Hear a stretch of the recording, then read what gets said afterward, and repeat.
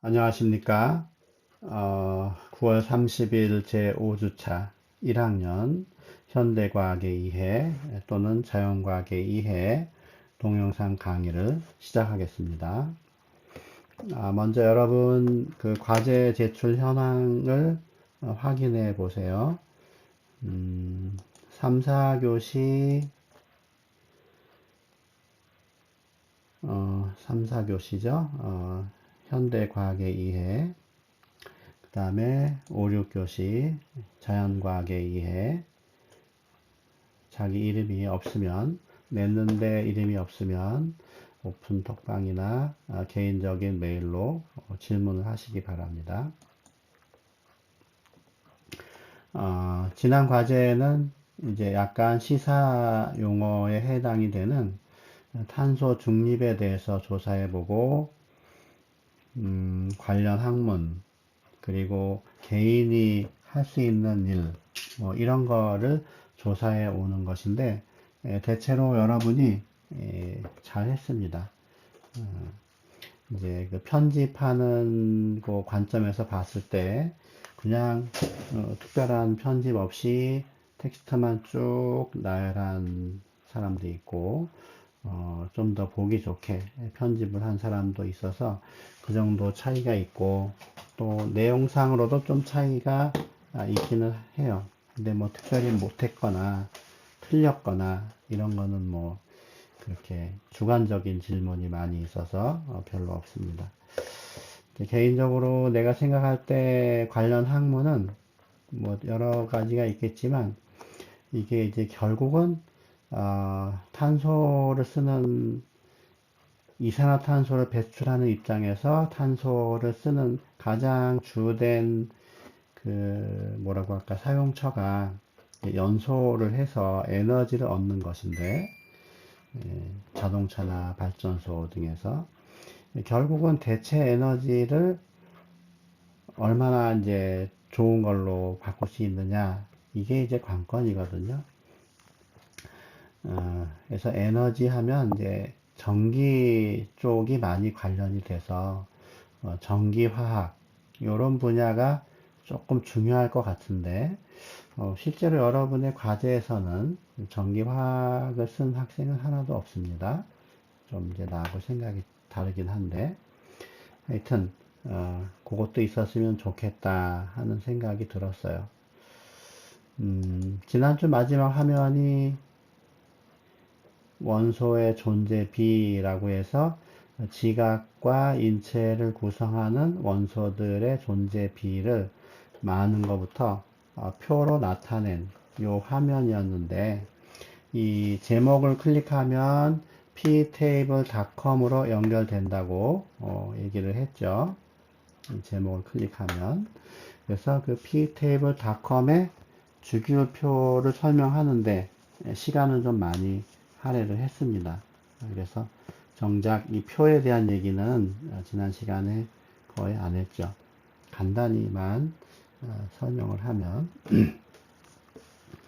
이제 지구상에 100여 가지의 그 원소들의 종류가 있는데 그 중에 먼저 지각을 구성하는 원소들은 어떤 원소가 가장 많으냐 보니까 산소와 규소가 산소가 절반 또 그거의 절반이 규소 이렇게 되죠. 산소와 규소 질량비예요. 이거는요.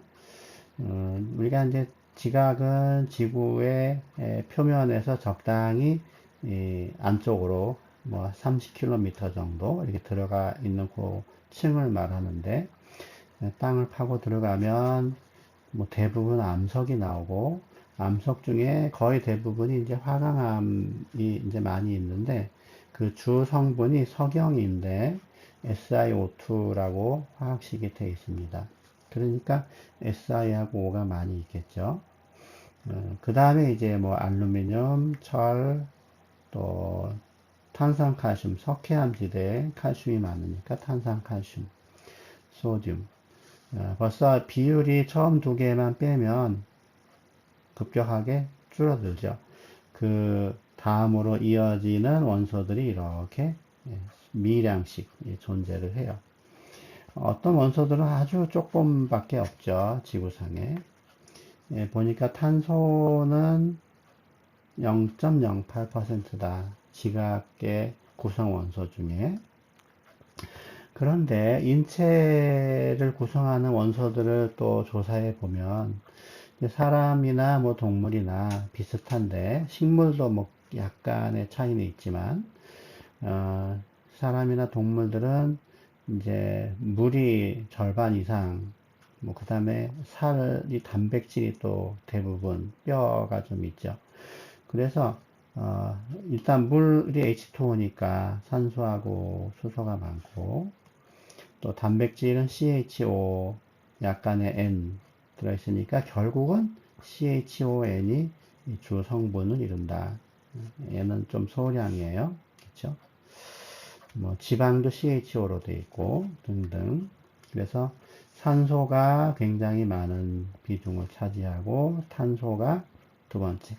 이 규소와 탄소는 주기율표에서 같은 그룹인데 지각에는 규소, 사람에게는 규소는 없고 탄소가 대신 들어있다. 뭐 탄소가 여기 지표에 그렇게 많지 않잖아요. 지각에. 그럼에도 불구하고 18%나 된다. 어디서 끌어모았는지 하여튼 특이한 일입니다.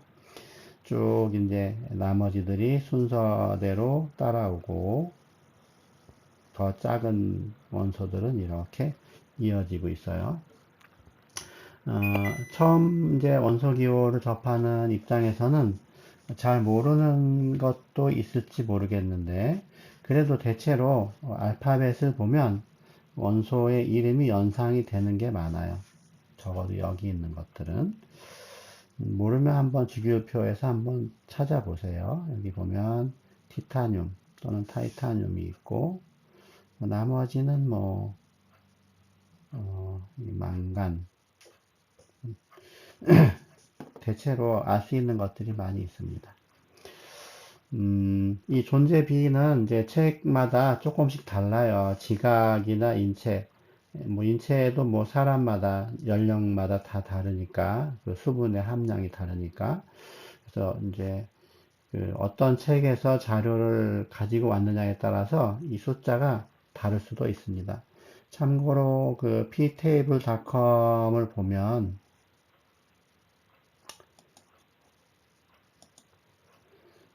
여기도 이제 속성의 아래쪽에 어벤던스라고 해서 우주, 뭐 태양계 등등에서 사람 또는 여기 이게 지각이란 뜻인데 그래서 어벤던스 클릭을 하면 지각을 구성하는 원소들이 이렇게 숫자로 다 적혀 있고 특별히 색깔이 진한 게 많이 있다는 얘기죠. 지각에 제일 많은 게 산소였어요. 산소 46, 그 다음에 규소 27, 알루미늄하고 철 이렇게 막 순서가 뒤어 오는 것 같은데 아까 표에 있는 것하고 이제 비교하면 조금 다르죠. 46, 27. 인체도 마찬가지예요. 인체도 조사를 해보면 역시 산소가 많고 그 다음에 탄소 23, 표에서는 18로 되어 있습니다. 그 다음에 수소, 질소 이런 순서로 이제 이어지고 있는데 이게 아마 위키백과의 자료를 ptable.com에서 많이 활용을 하니까 이게 조금 더 신빙성이 있지 않을까 하는 생각도 듭니다. 하여튼 이렇게 돼 있어요.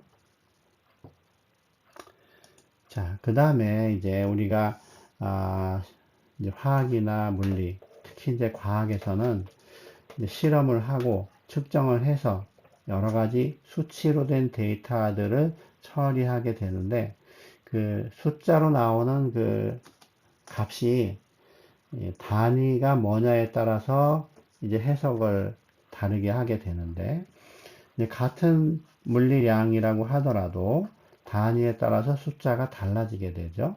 지난 시간에 우리가 밀도 얘기를 했잖아요. 밀도, 주기율표의 밀도를 보면, 밀도가 여기 있죠. 우리가 수은의 밀도를 보면, 얼마인가요? 13,534. 여기 있죠. 수은의 밀도가.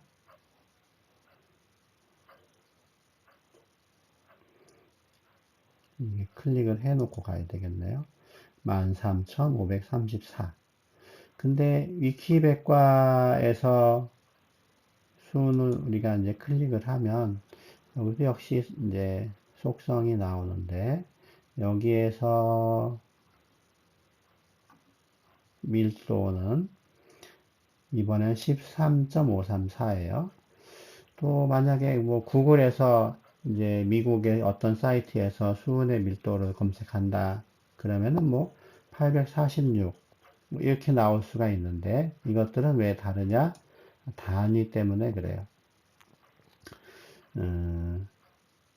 처음에는 무슨 단위였나요?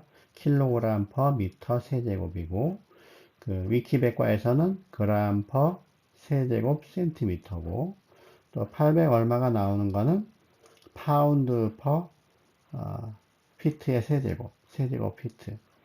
그러니까 단위에 따라서 이제 이 값이 달라지니까 서로 이제 그 정보를 교류할 때 자기가 사용하는 단위가 이제 다르면 이게 정보 전달이 제대로 이루어지지를 않아요. 그래서 이제 요즘은 이제 국제화 시대이고 이제 세계적으로 협력을 해야 학문이 잘 이렇게 발전이 되는 시대이기 때문에 이런 단위들을 당연히 통일해야 되겠죠. 그래서 이제 단위를 통일해야 되는데 그 단위 중에서도 우리가 기본 단위라고 해서 SI 기본 단위라고 해서 7가지가 있습니다. SI 기본 단위. 여기 써 있는 7가지의 물리량인데 이 기본 단위는 이제 처음에 사용할 때 이 단위의 그 크기 이거를 정의를 해야 돼요. 모든 사람이 하나로 정의를 해야 됩니다. 7가지가 뭐냐?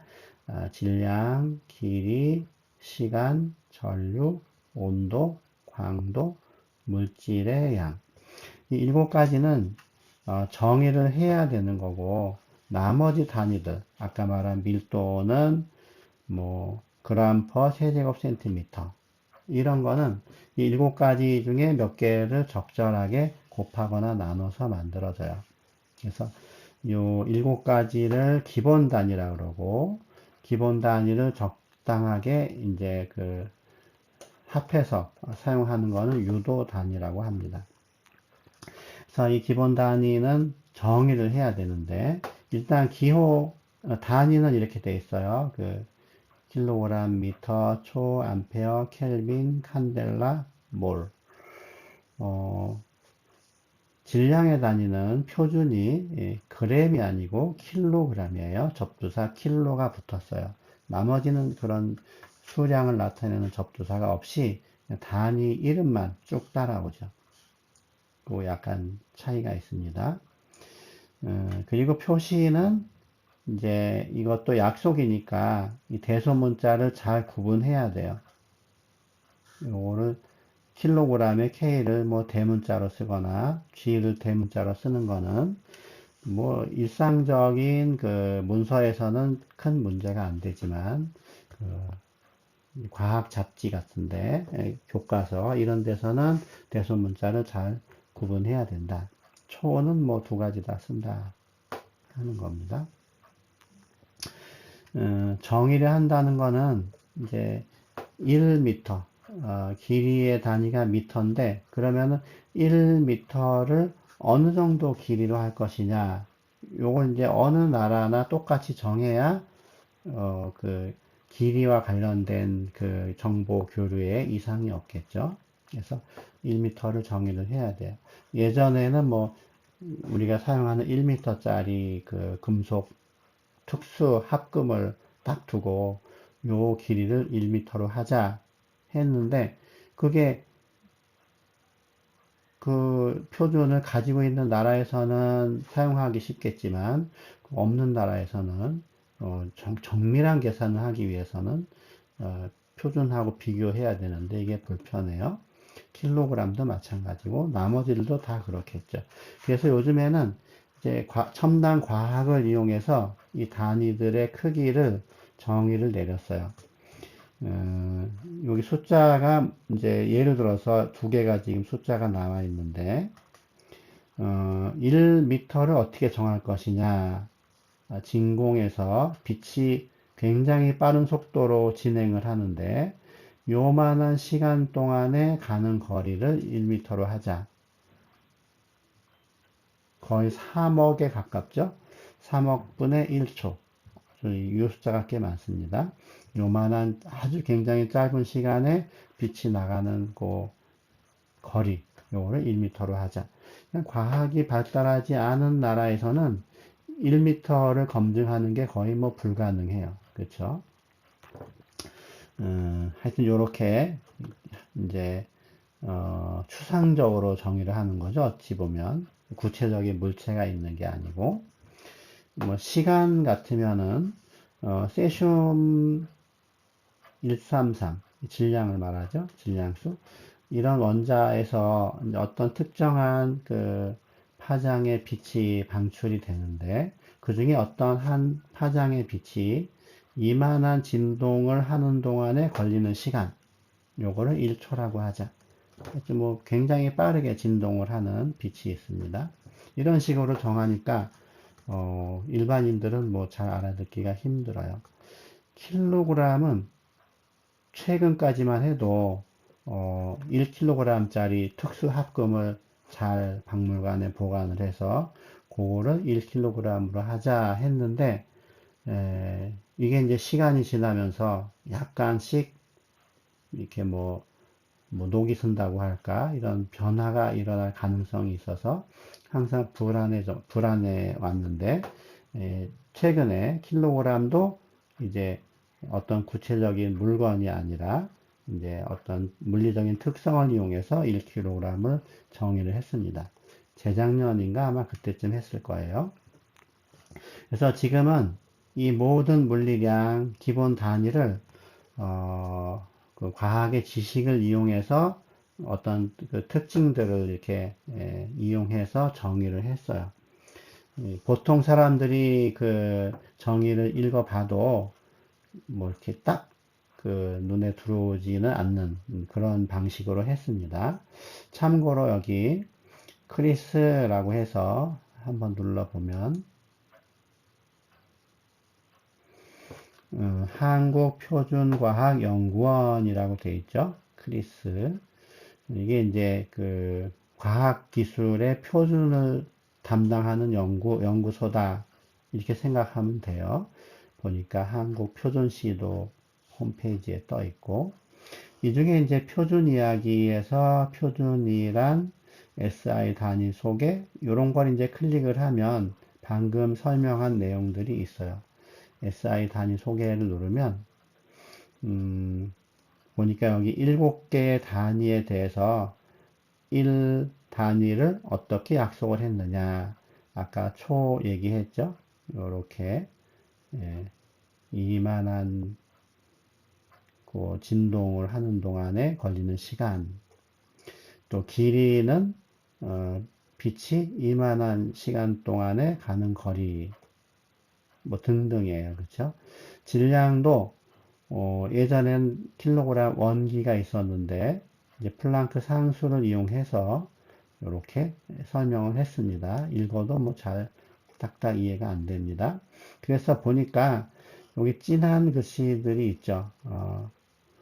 여기는 뭐 주파수가 나와 있고 빛의 속력 C가 나와 있고 플랑크 상수, 전하량, 볼츠만 상수, 아보가드로 상수, 뭐 여기는 무슨 상수가 있긴 한데 요거와 관련이 있을 거예요.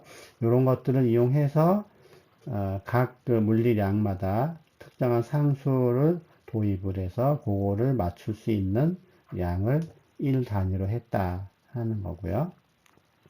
얘를 이제 텍스트로 받으려고 하면 클릭을 하면 돼요. 위에도 있어요, 위에도. 잠시 마우스가 섰네요. 여기 이제 우리가 원하는 것들을 클릭하면 그쪽으로 넘어가서 아래쪽으로 가면 파일을 받을 수 있게 되어 있습니다. 예전에 여기 게시판 초기 화면에 보면 게시판이 여기 이제 쭉 있는데 어디쯤인지는 잘 모르겠네요. 게시판에 보면 질량의 단위가 언제부터 바뀐다 하는 게 이제 작년에도 이 초기 화면에 있었는데 지금은 이미 새로운 글들이 많이 와서 넘어갔네요. 또 이제 파워포인트에 이어서 얘기할 게 10진 배량 및 분량이에요. 유도 단위는 여기 재정의 사전 안내에 보면은 있겠네요. 다시 정의를 했다 하는 것들 나와 있고요. 그 앞에 10진 배량 및 분량. 유감스럽게도 이거는 파일을 받아서 열어야만 되게 되어 있네요. 자, 열기. 어떤 측정 값이 너무 크거나 너무 작으면 우리가 그 값을 숫자로 표시할 때 자릿수가 너무 많아지거나 소수를 나타낼 때 소수점 아래 0이 너무 많이 생겨서 읽는데 너무 불편해요. 뭐 지구에서 태양까지의 거리가 표준 단위가 미터라고 해서 미터로 표시하면 0이 너무 많이 붙어서 이거 읽기 힘들잖아요.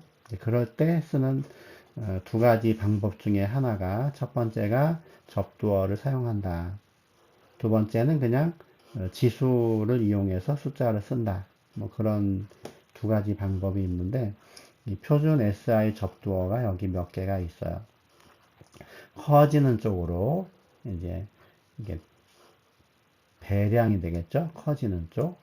요 오른쪽에는 작아지는 쪽이니까 이제 분량이 돼요. 그래서 10배, 100배, 데카, 헥토.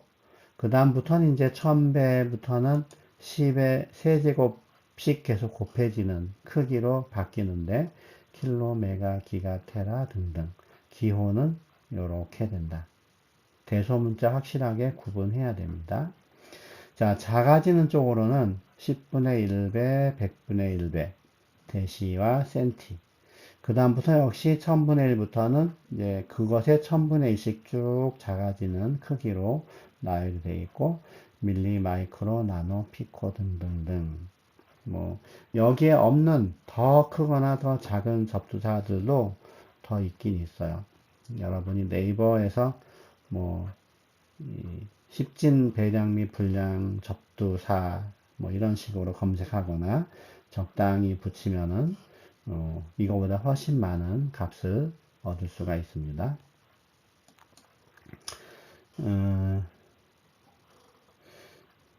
요 7가지 기본 단위 명칭과 기호 설명을 했고요. 방금 검색했던 거 그건 다음 화면에 있네요. 자, 요거는 그 국제적으로 단위를 관장하는 협회에서 요 BIPM이라고 하는 그 약자로 된 협회가 있는데 기관이 있는데 거기에서 새로 제정된 단위를 홍보하기 위해서 이런 그 상징을 만들어서 배포를 한 거예요. 근데 뭐 일반인들이 이거 볼 일은 없겠죠. 그래서 아까 말한 이 1m는 어떻게 약속을 했느냐? 요 C라는 게 빛의 속도를 나타내거든요. 빛이 몇 초 동안에 가는 거리다.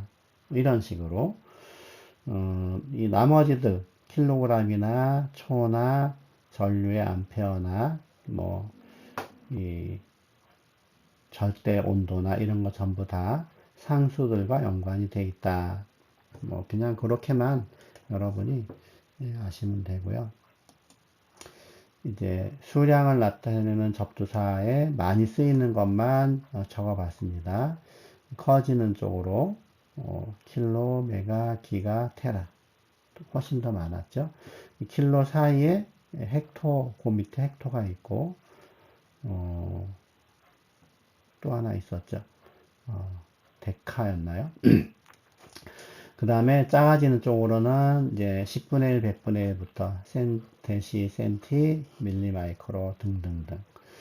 이쪽에 있는 얘는 우리가 일상생활이나 아니면 뭐 잡지 같은 데서 볼 수 있는 크기들을 예를 들어서 따온 거예요. 뭐 몰라도 사실은 괜찮습니다. 뭐 이런 거는 여러분이 알겠죠? 어디에서 왔는지. 마라톤의 그 주행 거리 이런 것들이고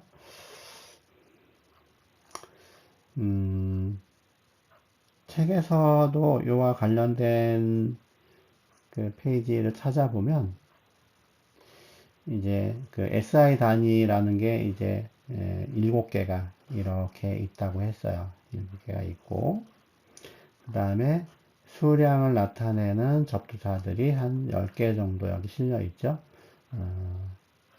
굉장히 작은 쪽을 나타내는 것부터 조금씩 커지다가 이제 큰 쪽까지 이렇게 있습니다.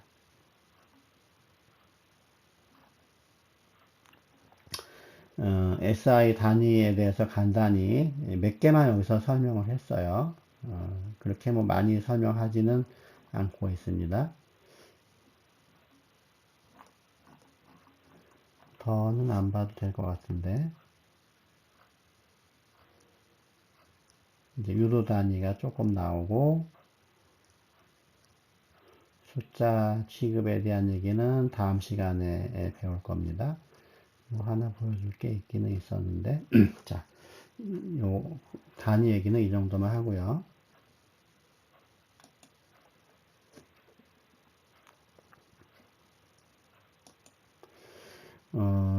그 7가지 단위 중에 간단히 온도 단위만 여기서 설명을 하려고 하는 건데 우리가 온도 단위로는 이제 3가지를 알고 있어요.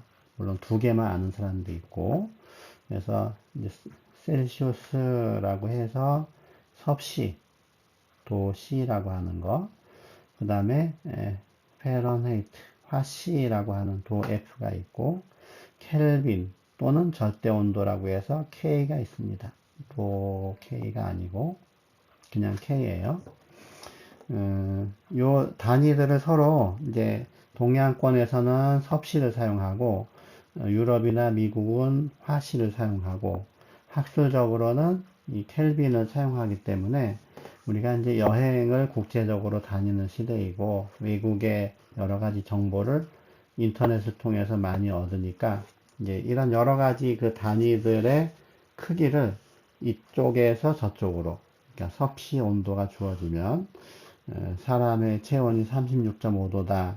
그러면 이제 그 외국에 갔을 때 그 코로나 때문에 체온을 측정하면 37도 이상은 뭐 금지다 했는데 외국에서는 화씨로 하게 되니까 몇 도인지 또 알아야 되잖아요. 그래서 자유자재로 섭씨와 화씨 또는 켈빈 이런 거를 단위를 바꿀 수 있어야 돼요. 이제 좀 기본이 될 수 있는 게 이 2가지를 여러분이 기억하면 언제든지 단위를 바꾸는데 어려움이 없다. 물이 어는 온도가 0도씨, 끓는 온도가 100도씨. 우리 섭씨는 편하죠? 0에서 100 이렇게 되어 있으니까. 근데 화씨로는 좀 이상하게도 32도와 212도다. 섭씨로 이 두 간격이 100등분이라고 하면 화씨로는 180등분이에요. 그 숫자가 커진 게. 그러니까 여기서 한 칸 올라갈 때 얘는 1.8칸, 100분의 180이니까 10칸 올라가면 얘는 18칸 올라간다. 우리가 10도가 되면 얘는 18도가 증가한 거죠. 32에서 그럼 40도가 되는 거예요. 이런 관계를 이용하면 이제 언제든지 이제 온도를 바꿀 수가 있다. 참고로 이 켈빈 온도는 다행히도 요 눈금이 섭씨하고 똑같아요. 그래서 처음 값만 이제 차이 나는 거를 알면 0도일 때 273.15다. 얘 한 칸에 얘 한 칸이니까 섭씨 온도가 몇 도가 이렇게 있으면 여기서 올라간 것만큼만 더해주면 되겠죠. 켈빈 온도는 섭씨 온도에다가 무조건 273 또는 273.15만 더해주면 된다. 그냥 화씨에서 켈빈으로 바꾸는 거, 서로 바꾸는 거 귀찮아요. 일단 섭씨에서 켈빈으로, 켈빈에서 섭씨로 바꾸는 걸 먼저 하고, 그 다음에 섭씨에서 화씨로 바꾸는 거를 하면 된다. 그랬더니 그 바꾸는 요령이 처음 두 온도, 0도와 32도, 또 다른 두 온도, 100도와 212도를 이용한다 하는 겁니다. 여러분 이제 수학의 가장 그 기본적인 수학에 아무래도 그 감각이 많이 있기 때문에 그거 살짝 이용하는 건데, 자, 이쪽이 섭씨 온도 눈금이고 세로 축이 화씨 온도 눈금이다. 아까 0도일 때 32도, 100도일 때 212도, 요거 알고 있었잖아요. 그래서 두 점을 이렇게 이제 좌표 평면에 찍고 직선으로 연결을 하면 이 기울기가 아까 말한 대로 1.8이에요. y절편은 32겠죠. 그래서 y는 1.8x 더하기 32 분수를 하면 y는 5분의 9x 더하기 32. 이 x라는 눈금이 섭씨, y라는 눈금이 화씨였으니까 그대로 문자만 이제 다른 걸로 도 C와 도 F로 바꿔치기 하면 돼요. 이 도 C와 도 F는 섭씨로 나타낸 온도, 화씨로 나타낸 온도란 뜻으로 여러분이 이해를 하면 됩니다. 그래서 F는 5분의 9 곱하기 섭씨 온도 더하기 30이다. 이거를 거꾸로 화씨에서 섭씨를 구하려면 32를 이항하고 9분의 5를 곱하면 되니까 미리 화씨에서 32를 빼고 9분의 5를 곱하면 된다. 또 이제 켈빈 온도 또는 절대 온도는 아까 말한 대로 섭씨 온도가 있으면 무조건 273.15를 더하면 돼요. 이건 고민할 필요가 없어요. 앞에 화면에서 참고로 보면 이제 이쪽은 뭐 어차피 평행 이동 개념이라서 큰 의미가 없는데 이제 쭉 온도를 낮춰 나가다 보면 영하 40도가 되는 요 온도에서는 섭씨로 나타내도 마이너스 40, 화씨로 나타내도 마이너스 40이다. 그 외에 보통 이 실온에서 또는 물이 끓는 요 중간까지는 섭씨 온도보다는 화씨 온도가 숫자가 훨씬 크죠. 100보다는 212. 이 중간도 마찬가지예요. 36.5도가 거의 100도 F 정도 되니까. 그래서 일반적으로 우리가 생각할 때 화씨로 나타내면 숫자가 더 커진다 이런 그 생각을 할 수가 있는데 영하 40도에서는 똑같다. 이게 간단한 1차 방정식을 풀면 이렇게 나오는 걸 알 수 있습니다. 그렇다는 거고요. 자, 그 다음에 오늘 이거를 다 설명하지는 못하고 일부만 설명을 할 텐데 액체의 부피 측정에 사용되는 몇 가지 기구 이렇게 돼 있어요. 이제 보통의 실험실에 가면 이제 그 기구들이 이제 그 벽 쪽 스탠드에 많이 이제 놓여 있죠. 그 실험을 해야 되니까 거기서 볼 수 있는 기구들이 이런 것들이에요. 이런 거 웬만한 실험실에 다 있습니다.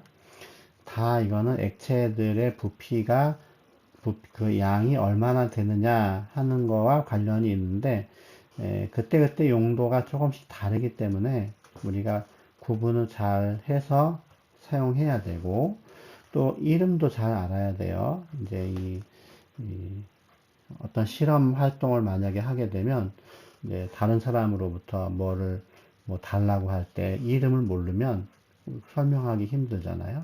정확히 이름을 알아야 돼요. 수술실에서 이렇게 의사와 간호사와 기타 사람들이 막 그 정보 전달을 할 때 이름을 모르면 큰일 나겠죠.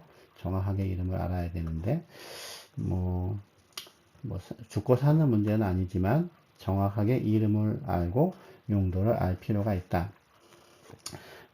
처음 설명하려고 하는 것은 피펫입니다. 피펫. 오늘 요건 꼭 설명을 해야 되기 때문에 생김새는 이렇게 생겼어요. 일반적으로 긴 가느다란 원통 에 중간에 볼록하게 좀 만들어 놓고 아래쪽은 이제 모세관처럼 뾰족하게 만들어서 여기 액체가 들어 있더라도 내려올 때 천천히 내려오도록 뭐 아주 천천히는 아니지만 좀 천천히 내려오도록 뾰족하게 만들어 놨어요. 그리고 위쪽에 눈금이 하나 이렇게 달려 있습니다. 더 이상의 눈금은 없어요. 그래서 액체를 쭉 빨아 올려서 이쪽에 좀 시간이 걸리겠죠. 쭉 빨아 올려서 여기까지 딱 맞게 채우면 여기 안에 있는 양이 써 있는 양하고 똑같다. 10ml다. 그러니까 한 곳에 있는 어떤 시약을 10ml를 다른 그 반응하는 플라스크에다가 섞으려고 할 때 이 기구가 딱이죠.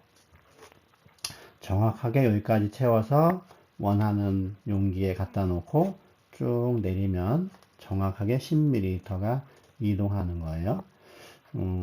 이건 좀 이 용량이 뭐 어떤 거는 10, 어떤 거는 5, 어떤 거는 뭐 25 이런 식으로 이제 어떤 정해진 규격만큼의 피펫이 있을 테니까 거기에 해당하는 부피를 이동할 때는 이거보다 좋은 게 없습니다. 그런데 우리가 액체를 이동할 때 뭐 딱 10이 아니라 뭐 7.3ml, 뭐 3.5ml 이런 식으로 옮겨야 될 때도 있잖아요. 그때도 이제 피펫을 이용하는데 하여튼 뭐 액체를 옮겨야 될 때 어떤 부피만큼 옮겨야 될 때 쓰는 게 피펫이에요. 근데 이런 피펫은 정해진 부피만 옮기는 거고 이제 방금 얘기한 것처럼 임의의 그 부피를 옮겨야 될 때는 이렇게 가운데 부분에 볼록한 부분이 일정한 이제 그 굵기를 가지고 있으면서 길게 돼 있어요. 뾰족하게 있겠죠? 그리고 여기 이제 눈금들이 쭉 있는 거예요. 마치 이제 요런 눈금들 또는 요런 눈금이 이 피펫에도 새겨 있는 거예요. 요런 식으로. 저 위에까지는 이제 뭐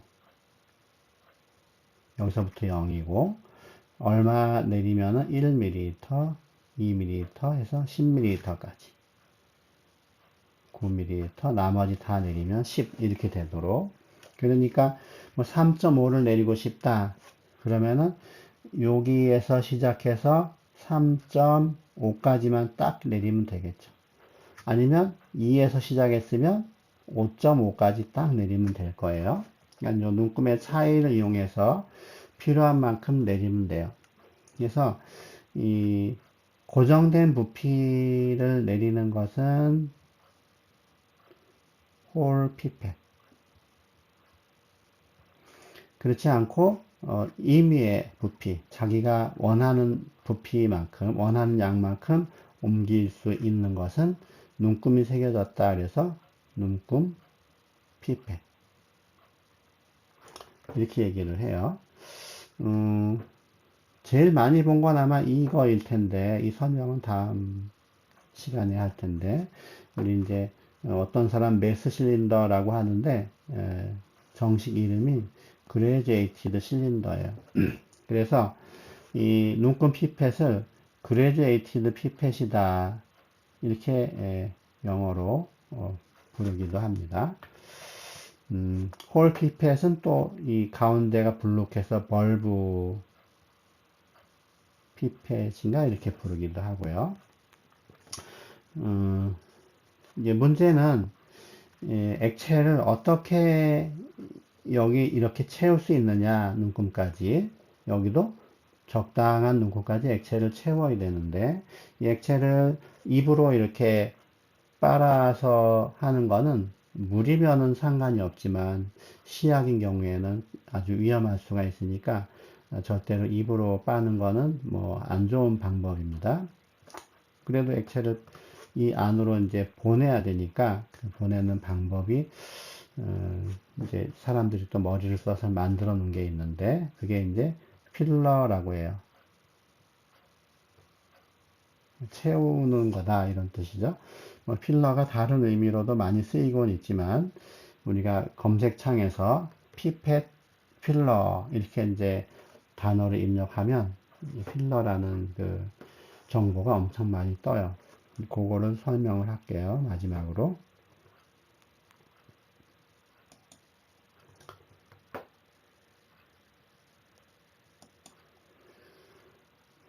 이제 피펫 필러란 단어를 입력해서 검색한 결과 중에 하나를 클릭하면 머크라고 하는 이 사이트에 그 내용이 뜨게 되는데, 피펫에 대한 이 머크는 아주 유명한 그 화학 관련 시약이나 기구를 파는 회사입니다. 전 세계적으로 인지도가 높은 회사예요. 그래서 아까 말한 대로 이렇게 생긴 거는 벌브 피펫. 그렇죠? 눈금이 여기 위에 하나 딱 있어요. 볼록한 부분에 이제 부피가 써 있고, 또 중간에 눈금이 쭉 있어서 원하는 만큼 옮길 수 있는 거는 그레듀에이티드 피펫이라고 되어 있습니다. 뭐, 그 다음에 피펫을 다루는 방법 등이 나와 있고, 쭉 내려가다 보면, 요게 이제 입으로 빨지 않고 손으로 조절을 해서 액체를 쭉 올렸다가 내렸다가 하는 뭐 일종의 고급 필러라고 보면 돼요. 근데 이거보다 이게 이제 피펫에 그 사용할 때 쓰는 기구인데, 이거보다 저렴한 게 피펫 필러라고 아까 얘기했죠? 있다고 했는데, 검색을 하면 대체로 이런 모양으로 떠요. 그 밑에는 이제 다른 마이크로 피펫 종류인데, 그래서 여러분이 이제 생김새를 처음 보니까 잘은 모르겠지만, 일단 이게 이제 고무공이라고 생각하면 돼요. 가운데가 비어 있어요. 공기가 차 있는데, 여기를 꽉 주무르면 찌그러졌다가 놓으면 펴지는 고무공인데, 이 A라고 써 있는 부분, 동그란 부분, S라고 써 있는 부분, E라고 써 있는 부분, 요런데 A, S, E라고 적혀 있는데, 이런 데가 다 이제 관으로 열려 있는 부분인데, 쇠구슬이 중간에 박혀 있는 거예요. 그래서 통로가 막혀 있어요. 이 세 곳이 막혀 있는 겁니다. 나머지는 다 열려 있는 거고. 그래서 여기를 손으로 찌그러뜨리면 구슬 사이에 틈이 생겨서 이제 좌우로 이동이 가능해요. 공기나 액체가. 여기도 그렇고, 여기도 그렇고.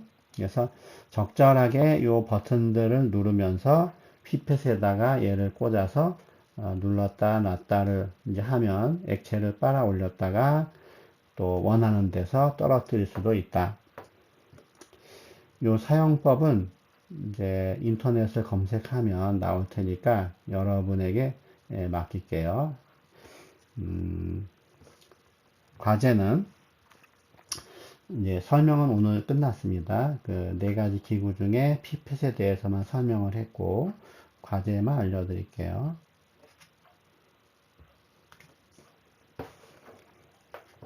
여기 쓰기가 좀 그러네요. 그러면,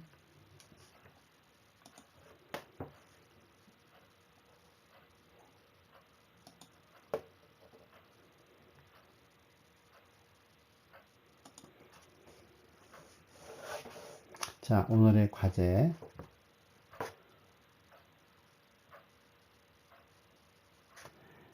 피펫, 필러. 이거, 그림을 그리고,